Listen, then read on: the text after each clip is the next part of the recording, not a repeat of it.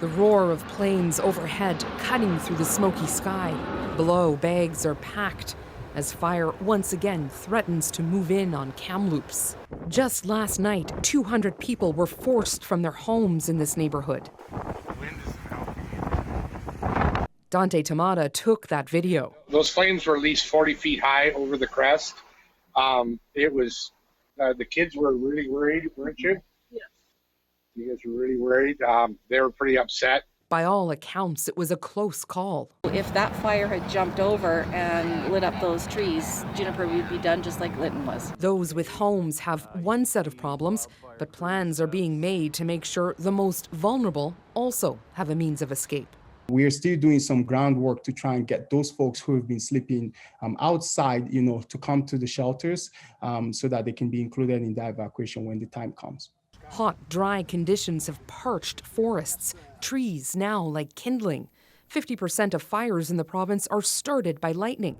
Yesterday, there were 12,000 lightning strikes. The way the forest floor is right now, potential for ignition due to lightning is very high. Like we're talking in the 80s and the 90s for most of the Southeast fire centers. And that means little relief from anxiety, especially for those in more remote areas like Deca Lake.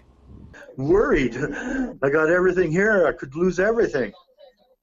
I don't want to start over at 66 years old. Gordon Weiss's precious belongings packed in boxes, ready to go. That's a lifetime of 46 years together, living together, right?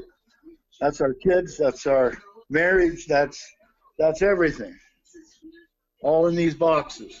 That's what counts. That and a concrete plan of escape. Word that federal help may be on the way. What do we know about that? Yeah, so we got some more details from the Minister of Defense today. So one of the things on the table, creating sort of an operating base in Edmonton. So military aircraft sort of based there, which would be able to fly into BC, help firefighters move around, also help rescue people who may be stranded. So one of the concrete things on the table today from the federal government.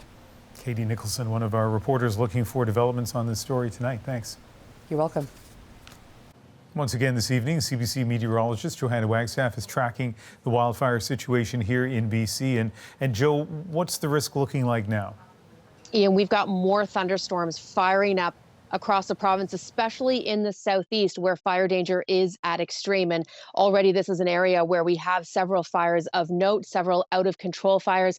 The center of sort of this swirling system that's bringing these lightning strikes slowly tracking towards the BC-Alberta border. But we are seeing hundreds more lightning strikes, and they're not all coming with that good soaking rain. The door is open right across the province to instability, which is why we've been seeing these racing winds through the canyons and valleys. So next 24 hours, more thunderstorms, possibly new fire starts. And the thing with the wind, Ian, it doesn't just fan the existing flames. It just takes one ember to be carried away from a burning fire. It can move, kilometers into the distance and start new fires. So very tense sort of next 24 hours.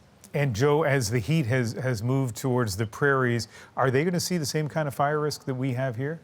Yeah, extreme fire danger on the east side of the Rockies. I'm really looking for that lightning activity along the border, so in the foothills, and then in northern Alberta, where there is greater risk of the wildfires. The heat is slowly starting to subside, but I should add, I was looking at some of the long range models, and it does look like the next couple of weeks will be hot, and of course, looking ahead to what could be a very busy fire season for Western Canada. All right, Johanna, thank you very much. And looking even further ahead, you'll be back along with a fire ecologist to talk more about wildfires in the West. Thanks. You're welcome.